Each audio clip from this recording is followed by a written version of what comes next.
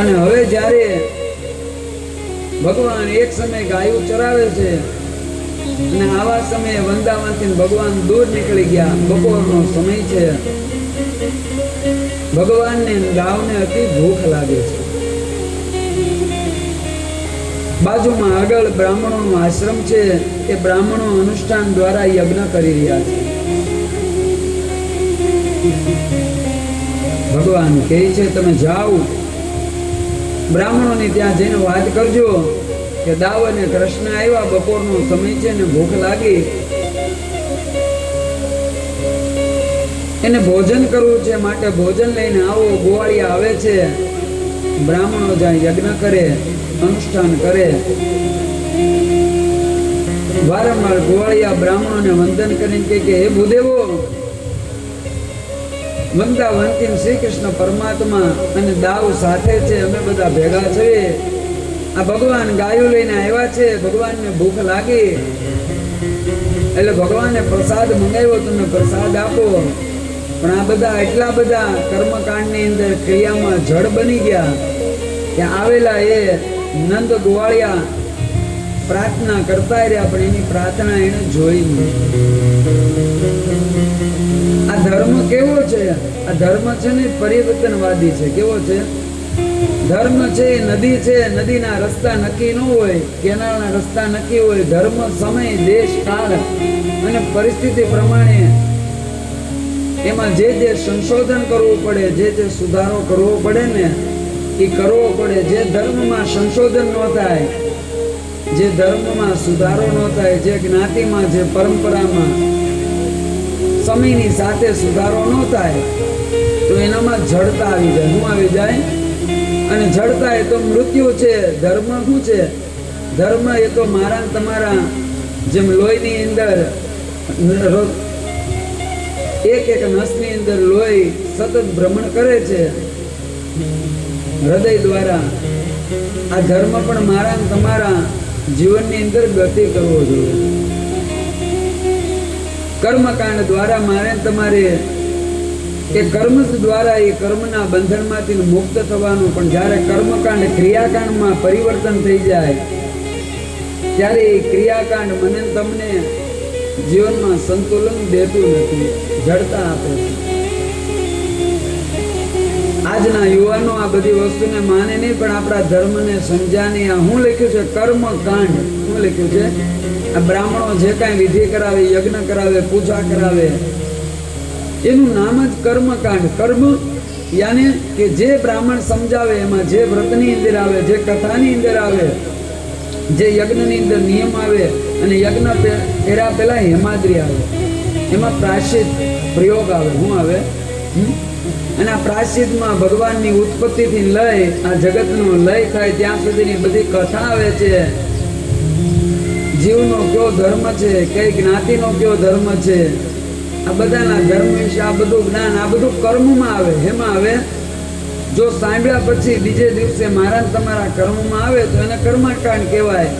પણ માત્ર બ્રાહ્મણ કહે તેથી કરી લ્યો અને બીજે દી એમાંથી એક પણ વસ્તુ જો જીવનમાં ન ઉતરે તો એને ક્રિયાકાંડ કહેવાય. ને આ ક્રિયા પછી ધીરે ધીરે જડતાનું રૂપ લે. શું લે?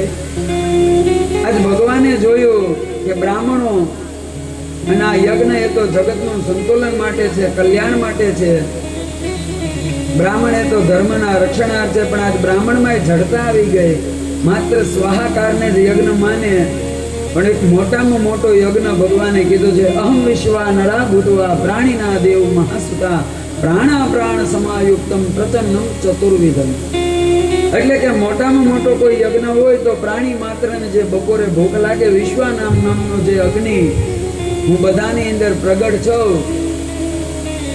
આ સૌથી મોટો યજ્ઞ હોય ને તો અન્નદાનનો છે. એનો છે આ જગતમાં બધું દાન એક સમયે નષ્ટ થાય, પણ કોઈ અક્ષય દાન હોય તો એ અન્નદાન છે. અન્નનો મહિમા, અન્નદાનનો મહિમા એ તો અપાર છે. એક સાધુ હતા, એક સંત હતા. સંતનો સ્વભાવ એને સદાવર્ત હાલે. આશ્રમમાં જે કોઈ આવે ને બપોરના સમયે, રાત્રિના સમયે 100, 200, 500, 1000 જેટલા આવે આ બધાને જમાડવાનું. પણ સંત કેવા કે નિત્ય સંધ્યા કરવા બેસે, સવારે પૂજા કરવા બેસે એટલે ભગવાનની સામાન નેત્ર મિલાવે. શું મિલાવે? અને મનોમન ભગવાન સાથે વાત કરે. ભગવાન પ્રસન્ન હોય ત્યારે પ્રસન્નતાનો અનુભવ કરે. આમ ભગવાન એને દ્રષ્ટિ આપે. આની દ્રષ્ટિ ભગવાનને પડે. આ નિત્યનું કર્મ નિત્ય આ રીતે ચાલે. અને એક દિવસ સંત બરોબર બપોરનો સમય, બધા લોકો આવી ગયા. અને એટલામાં એ સંતના આશ્રમ તરફ એક લૂંટારો, એક ચોર, સંપૂર્ણ નાસ્તિક માણસ. કેવો? અને આ માણસ દોડતો 2-3 દિવસથી સિપાહીઓની વાહે છે. ખાધું પીધું નથી, ભૂખ્યો છે 3 દિનો. સંતનો આશ્રમ જોઈ, લોકોને બેઠેલા જોઈ એના મનમાં થયું કે અહીંયા ભોજન હશે.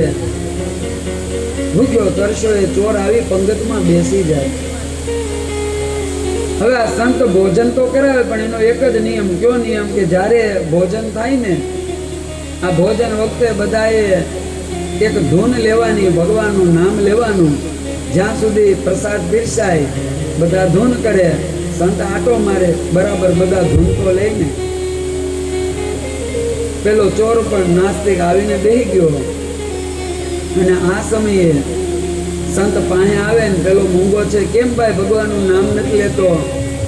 ત્યારે ઓલો એટલો જ કે, કોણ ભગવાન? અરે તું ભગવાનને નથી જાણતો? નહીં, હું કોઈ ભગવાનને નથી જાણતો, હું નથી માનતો. અરે રામે તને જીવન આપ્યું, પ્રભુએ તને જીવન આપ્યું, માનવનો દેહ આપ્યો, અને તું એને નથી માનતો? ભગવાનનું નામ ભાઈ લેવું જોઈએ. મેં કોઈ દી ભગવાનનું નામ લીધું નથી ને મારે કોઈ દી ભગવાનનું નામ લેવું નથી. તો તારે શું જોવે? મારે તો ભોજન જોવે. ત્યારે સંતે કીધું, સાંભળ, આ આશ્રમમાં ભોજન બધાને મળે, જે આવે બધાને ભોજન આપું જ છું.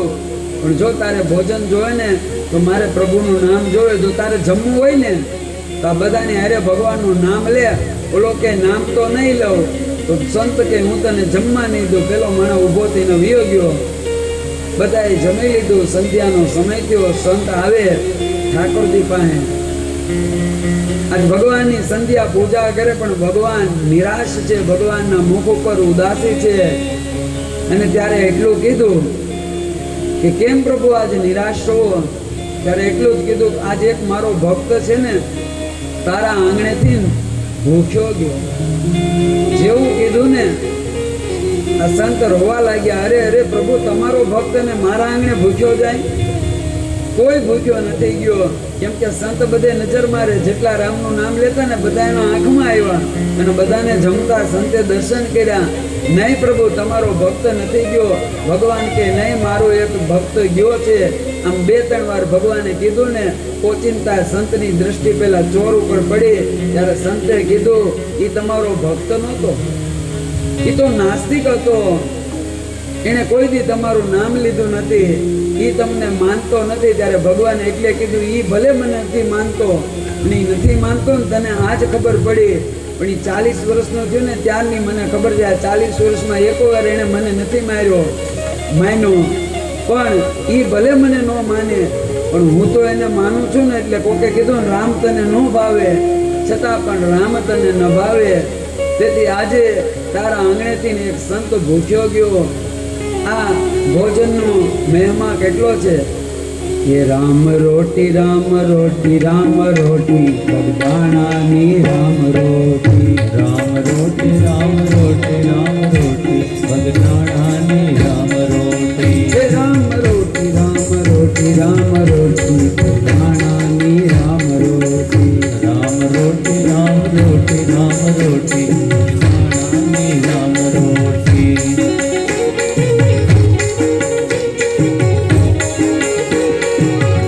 રામ રોટી રામ રોટી રામ રોટી, બગદાણાની રામ રોટી.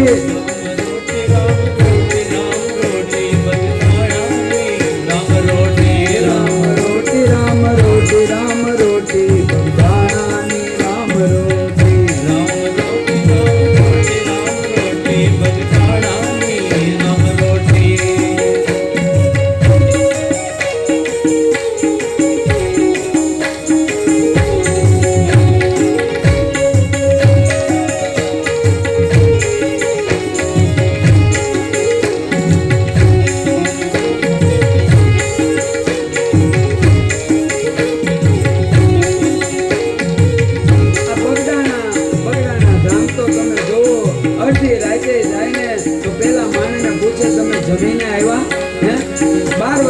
જાયતો હોય એને પહેલા પૂછે. અમારા મંજી બાપા હતા ને તો એમ જ કે તમે જમીન આવ્યા, પહેલા બાપા જમી લ્યો પછી તમે આરામ કરજો. હે નાનો છોકરો હોય તેને દૂધ દેવામાં આવે, ચા પીએ તો ચા પીવામાં આવે. આ સૌરાષ્ટ્રમાં ધર્મ અને સૌરાષ્ટ્રમાં વારંવાર પરમાત્માને આવવું પડે ને એની પાછળ આવા સંતો છે.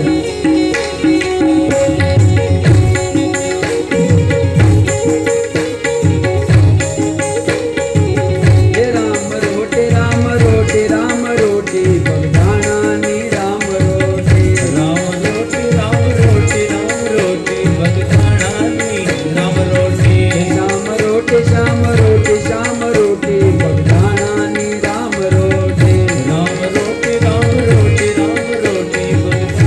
ભગતાણાની રામ રોટી રામ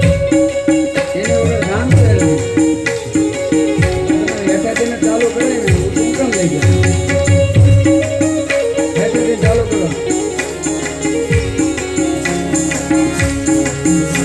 રોટી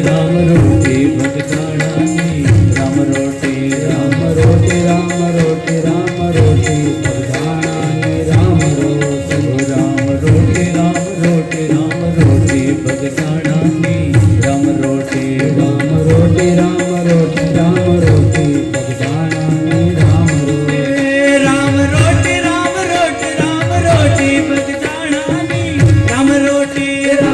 રોટી રામ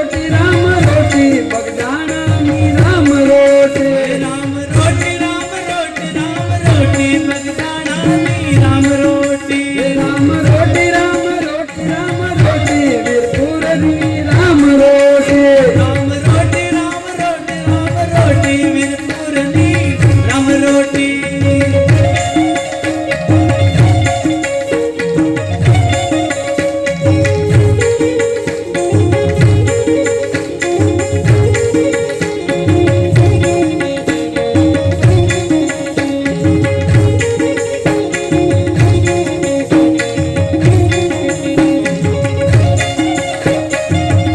જય કશિદાસ બાપા.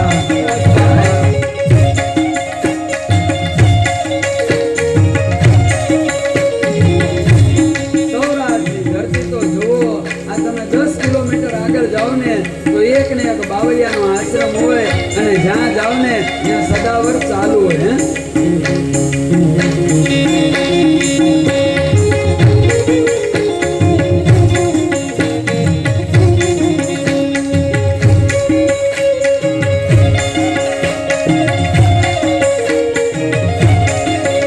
રામ રોટી રામ રોટી રામ રોટી સતાધારની રામ રોટી. રામ રોટી રામ રોટી રામ રોટી સતાધારની રામ રોટી રામ રોટી રામ રોટી રામ રોટી સતાધારની રામ રોટી. રામ રોટી રામ રોટી રામ રોટી સતાધારની રામ રોટી જય ગીગા બાપુ.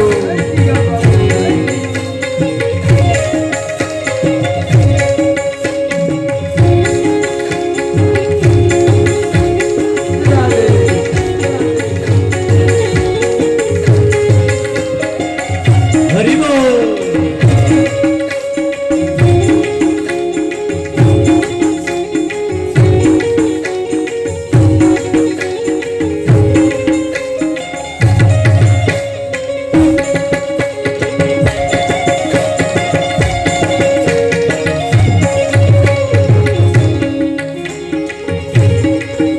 રામ રોટી રામ રોટી રામ રોટી તુલસી શ્યામની રામ રોટી. રામ રોટી રામ રોટી રામ રોટી તુલસી શ્યામની રામ રોટી રામ રોટી રામ રોટી રામ રોટી તુલસી શ્યામની રામ રોટી. રામ રોટી રામ રોટી રામ રોટી તુલસી શ્યામની રામ રોટી શ્યામ રોટી શ્યામ રોટી શ્યામ રોટી તુલસી શ્યામની શ્યામ રોટી. શ્યામ રોટી રામ રોટી રામ રોટી તુલસી શ્યામની રામ રોટી આ ભગવાનને અનકોટ છે ને તો આ બધાની રોટલી તો લાવવી પડે ને અહીંયા.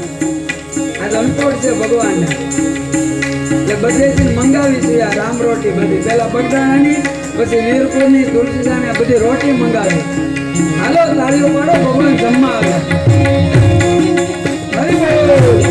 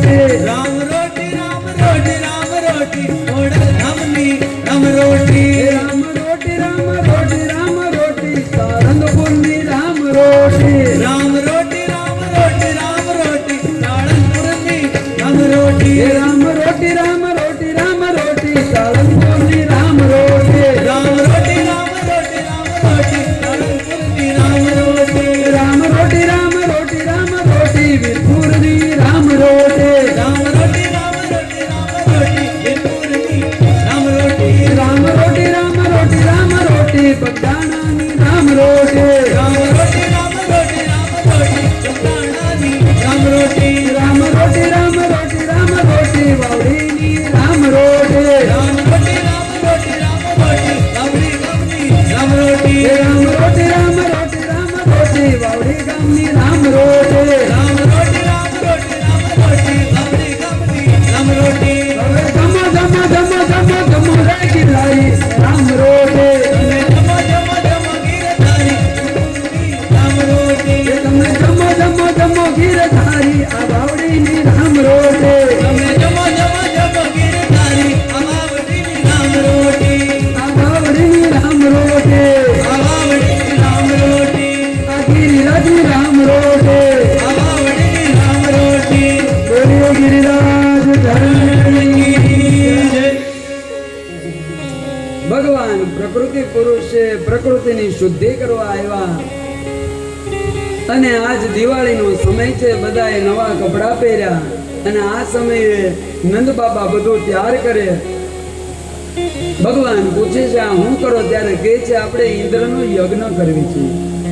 ઇન્દ્રનો યજ્ઞ શા માટે? આ ઇન્દ્ર વરસાદ આપે અને તેથી આપણે માલધારી આપણા બધાનું જીવન હાલે. ત્યારે કીધું છે કે આ વરસાદ ઇન્દ્ર